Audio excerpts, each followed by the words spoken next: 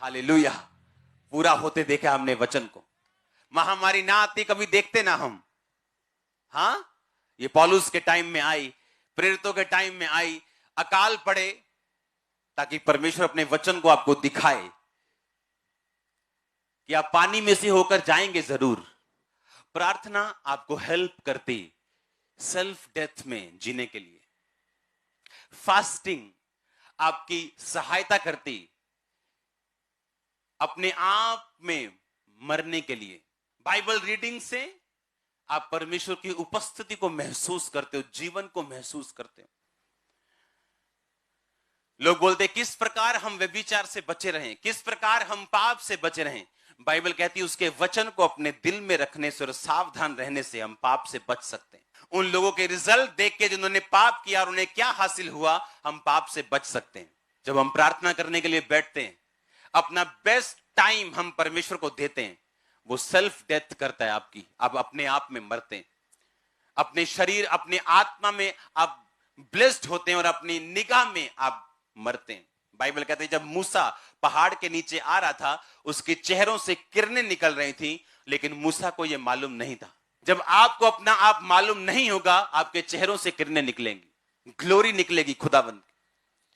आप प्रेयर में बैठेंगे, अपना टाइम देंगे, जब आपका बेस्ट सीरियल लगा हो रहा, जब आपको किसी दोस्त की याद आ रही, सब काम याद आ जाएंगे जब आप प्रार्थना में बैठेंगे, क्योंकि शैतान जानते हैं जैसे आप प्रेयर में बैठेंगे आप सेल्फ डेथ में एंटर करेंगे। आप फास्टिंग करेंगे, अपनी भूख को कंट्रोल में करेंगे, अपने शरीर को कंट्रोल में करेंगे, आप सेल्फ डेथ में एंटर करेंगे। और जब ये होगा, परमेश्वर दुखों को यूज कर सकते हैं, निराशा को यूज कर सकते हैं, किसी भी चीज को इस्तेमाल कर सकते हैं। उन दुखों में परमेश्वर के ऊपर सवाल ना उठा के वफादार रहना, क्योंकि आपके राज्य करने को परमेश्वर ठान चुका कि वो आप करें, ठान चुका है वो। लेकिन अगर आप कॉपरेट करेंगे, उसकी सहायता करेंगे कि वो आपको उस स्थान पे लेके जा सके, वो आपको लेके जाएगा। हालेलुया। आप प्रेयर करेंगे, आप सेल्फ डेथ में एंटर करेंगे, आप टाइम पे करेंगे परमेश्वर को। अगर आप प्रार्थना करेंगे, अपनी लाइफ को आप सीधा भी रखेंगे, क्योंकि आपको मालूम है आपकी प्रेयर तभी कबूल होगी जब आपकी लाइफ सीधी है। हाँ या ना? आप फास्टिंग करेंगे, अपनी भूख के ऊपर आप एक हथौड़ा मारेंगे, उससे मालूम होगा हां आप उस तरफ चल पड़े हैं जहां से परमेश्वर आपको आगे लेके जाएगा। जो भी आपकी लाइफ की जरूरत है, एनीथिंग, शारीरिक जरूरत की मैं बात कर रहा हूं, अब वो आपका हस्बैंड हो, आपके बच्चे हो, आपका फाइनेंस हो, एवरीथिंग आपके पास बेस्ट होगा। एवरीथिंग, मैं आपको सच कह रहा हूं, एवरीथिंग। अगर आप इस तरीके से परमेश्वर में चलेंगे तो ये एक्सपेक्ट मत करना अपने बच्चों से कि वो पवित्रताई में चलें या अच्छी तरह से जीवन बिताएं अगर आपका जिंदगी पाप में है तो। अगर आप एक पैग लगाएंगे और आप बोलेंगे अपने बच्चे को एक पैग कोई बुरा नहीं, वो 10 लगाने वाला होगा। आप आधा घंटा 1 घंटा प्रार्थना करने वाले होंगे, वो 2.5 घंटे वाला होगा। आपके लोग कभी आपको नहीं सुनेंगे कि आप बोलते क्या हैं, वो देखेंगे आप करते क्या हैं। खासकर आपका परिवार, आपके करीबी लोग।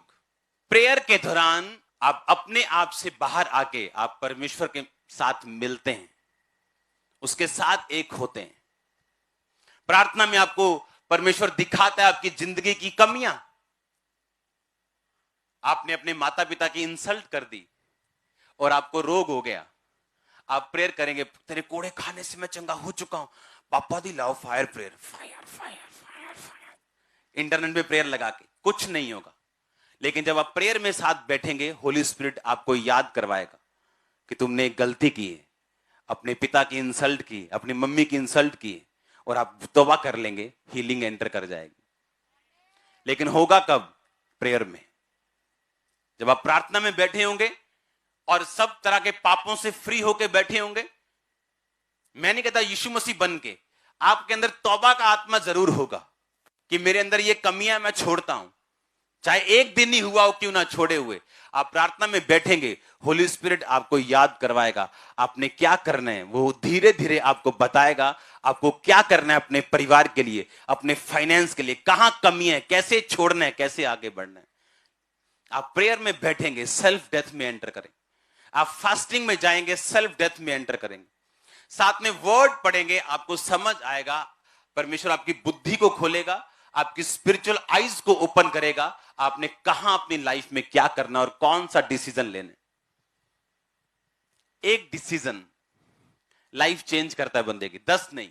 फेसबुक का मालिक कौन था? एक साधारण स्टूडेंट। एक डिसीजन लिया कि नहीं, एक ऐसा ऐप बनाएंगे जहां पे लोग सोशलाइज हो सके। दुनिया चेंज कर दी कि नहीं कर दी? आधे से ज्यादा यहां लोग फेसबुक देख के आए होंगे चर्च में। हो गई दुनिया चेंज के नहीं हुई? हां, आप घरों में थे, आपने फेसबुक पे प्रचार देखा, एक आइडिया। सोचो अगर परमेश्वर के आप साथ हों तो वो किस तरह की ब्लेसिंग आपको दे सकता है। अगर साधारण लोग एक आइडिया से चेंज हो सकते हैं, सोचो जो आइडिया परमेश्वर आपको हेवनली देगा वो कितना बड़ा होगा। अपने हाथों को उठाओ, बोलो परमेश्वर मेरी बुद्धि को खोल दे, आत्मा को खोल दे और मेरी सहायता कर सेल्फ डेथ में जीने के लिए। मेरी सहायता कर। ऊंची आवाज से बोलो थैंक यू जीसस।